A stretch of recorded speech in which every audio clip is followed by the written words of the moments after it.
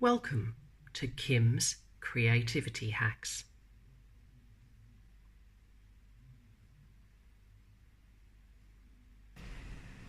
Good morning, everybody. How are you today?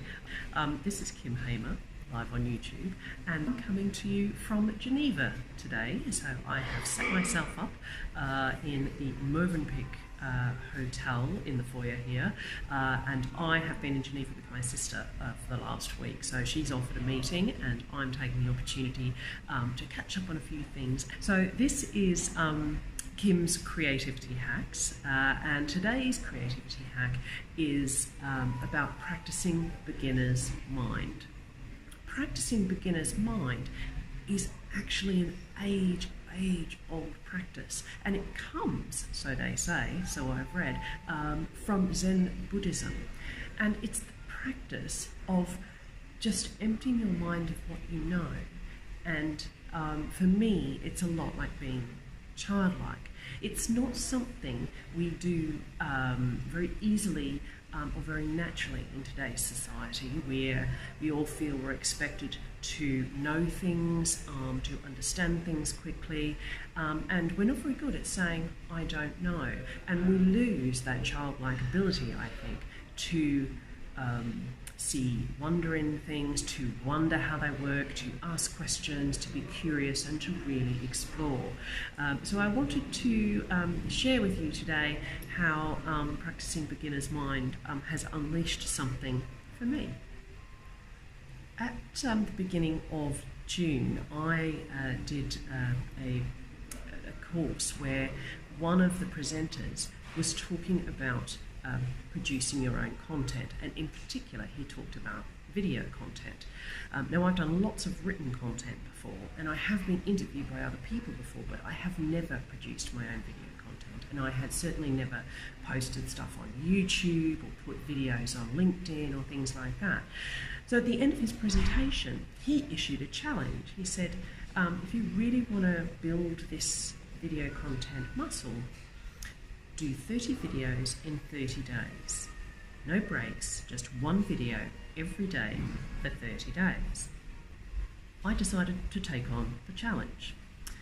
I'm going to show you a little clip of the first video I did where I started, so you can see how inexperienced I was, how nervous I was, a bit stiff and wooden, and then I'll come back to you and say a little bit more. Hey, good morning everybody. So I've just spent the most amazing 4 days with the JT Fox Dream Team program. 5 amazing coaches, about 40 amazing people in the room. It's a beautiful Sunday morning here in London, and I am sitting in my kitchen making my first ever YouTube video.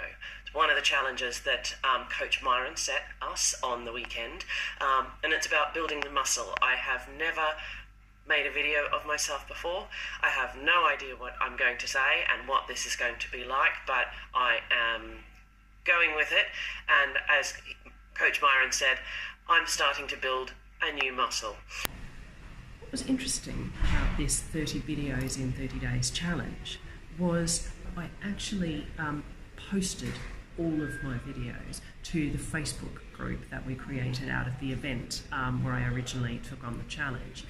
So the first thing that I did was make myself accountable. So I published the first one, said I'm going to take on the challenge, and I published every one there afterwards. And there's something in actually saying I'm just going to do it, and committing yourself to other people that pulls you forward. So on the days where I wasn't feeling like posting, and there were a few of those, there were days where I was really busy and it was really difficult to find time to do a video and upload it, and there were days when I didn't know what to say. I didn't have a story, I didn't have an idea, I kind of just rambled on, but I still posted a video every day for 30 days. And what it did was a number of things. So the first thing it did was it just gave me practice at talking to my face on the video screen, which is a really disconcerting thing to do. I know not a lot of people feel comfortable with it. The second thing it allowed me to do was just give me some space to test the storytelling, to see how I came up with ideas. And the third thing it did was also build in layers the skills about doing videos like this. So being concise, doing some bullet point notes so I stay on track, speaking in a way that allows me to edit this afterwards. So if I go blah blah blah, blah at some point, I can cut it out. At home, I've been able to set myself up so my face is very well lit. Here it's quite good at the hotel, I've noticed. But over a period of time, I just started to add little skills into the toolkit. And because I was so new at it, and I just put my newness out there, found it was scary, but it really has become quite an empowering exercise. The great thing it's done is it's really unleashed this storyteller in me. I've been planning content, thinking of themes, and that's becoming easier and easier, and I'm absolutely loving that process. How am I going to talk about my business skills? How am I going to talk about my passion for education, for collaboration, for storytelling, for communicating, for strategy, all of those amazing things that I love? How am I going to bundle all that together and make a whole lot of interesting content that people might want to see? The second thing it's done is it's actually opened some new doors.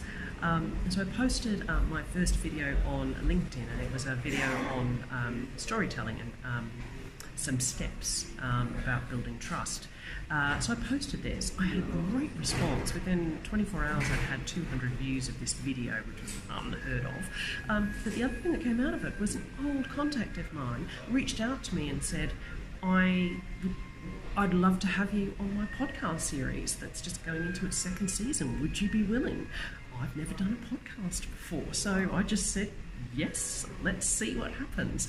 So that's really exciting. I get another opportunity to be a beginner and to learn something new.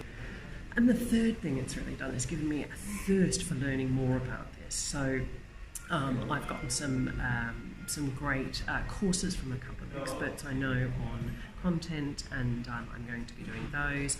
And towards the beginning of end of this year, beginning of next year, I've actually signed up to do a content masterclass. I really love this, and I think I would never have discovered it had I not been willing to take that step back in June and just be this beginner and go, I don't know how I'm going to do this 30 videos in 30 days, but let's see if I can do it, and let's see what happens. So for me, this whole aspect of practicing beginner's mind really crystallised there, and I keep reminding myself to bring that into other areas of my life.